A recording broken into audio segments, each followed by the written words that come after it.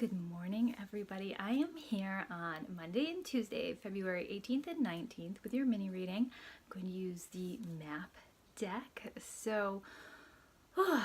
I these energies are very interesting. I think if you're very sensitive to energies that are kind of around all of us, you will really need to spend some time doing things that you love in solitude. Okay, so I think it means to, if you like to go for a walk in the woods, do that.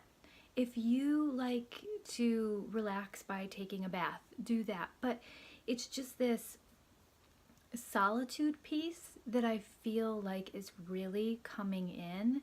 And then I feel like that's balanced with your engagement with the outside world. So it's not that you've retreated completely and run away. It's more of you're giving yourself what you need so that when you do engage with others in groups and you're there for other people, you are fully your strong self. You are cared for, you are loved, you are strong and centered and peaceful. That's kind of how it feels. So then you can show up for others, but then when you know that it's time to step away, there's still that energy of stepping away. And then the other thing that I felt actually for really a while now is just this unfoldment of the path. So and I've probably said this so much lately, it's just this: the universe presents you with something, whatever this something is, and you choose to rise to meet that something. And then the universe presents you with something else, and you rise to meet that. And then you kind of just keep going. It doesn't mean you're directionless. It doesn't mean you don't have goals, but it means that you're showing up for your life.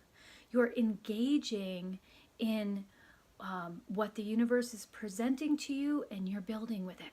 Okay, so you're doing it a piece at a time to the point where you're going to look back and say, whoa, holy cannoli, this is amazing what I've managed to do. But in the process, it can feel like if you worry about where you're going, you'll actually derail yourself. Okay, that's how it feels to me. So what does Spirit want us to know via the cards? Wishing well. So I feel like right now we're at a time, again, so we are in this co-creational process. And when you're kind of here, what you can wish for can materialize poof right before you. I feel like there's a lot of this energy of things manifesting quickly. Let's put it that way. So you want something, you go after it, and poof, it's there. And then you're like, oh, did I really want this? So it's better to, when the universe presents you with something, you rise to meet that, rise to meet that. You can have wishes, you can have hopes, you can have dreams, but it's just be careful what you wish for, because the universe may know better than what you think you know for you.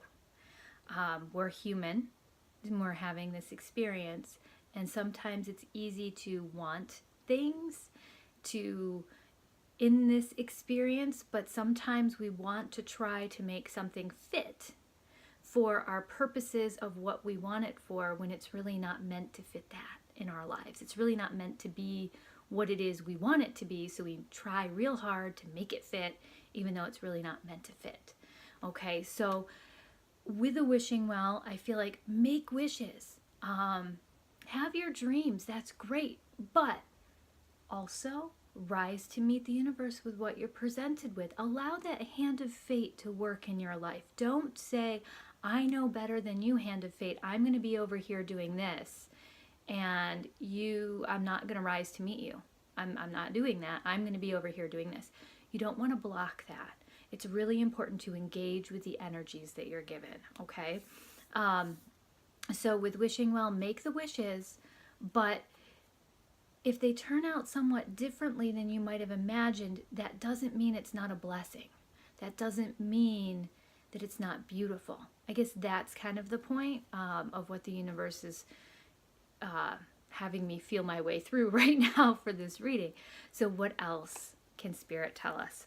Oh, this is so cool. So I think we are going to have some surprises, unexpected visitors. And I feel like expect some unexpected things to happen Monday and Tuesday, to just be in your space. You may have said, okay, this is what I want, this is the direction I'm going in, and the universe says, nope, we're going this way now, we're doing this. So just engage in the process. Enjoy the surprises, enjoy the twists and turns, the excitement in the road and in the path that you could never have predicted. These are blessings too, and I feel like that's kind of the energy around them. So when you are faced with a surprise this week, well, yeah, actually the whole week, really, treat it for the blessing that it is, instead of judging it for what it's not. Okay? So I'm going to pull one more card because I feel like there's something else here. And this is balancing act. So I feel like I just kind of said it. Really balancing that judgment piece, that judgment energy that can take over us, where we tend to look at things and judge them as this, that, or the other thing, when in reality we can look at it and feel it as a blessing. That doesn't mean that everything that happens to you is a blessing in disguise. We all go through painful experiences. We all have things that shift us and change us and force us into growth. But it does mean that when you are experiencing these twists and turns and surprises, treat them as a blessing and as a gift in these next couple days, instead of a, oh God, not this again. Okay? And then I also feel like, again, it's that balancing of the give and take energies. So I'm giving this, but now I know when to retreat and give to me. Okay, so balance that out. So Monday and Tuesday could feel a little topsy-turvy, could feel a little of a lot of unknown and a lot of surprises. But again, rise to meet them. And when you're faced with surprises, treat them as a blessing. So I will leave you with so much love. Have a beautiful couple of days. Bye-bye.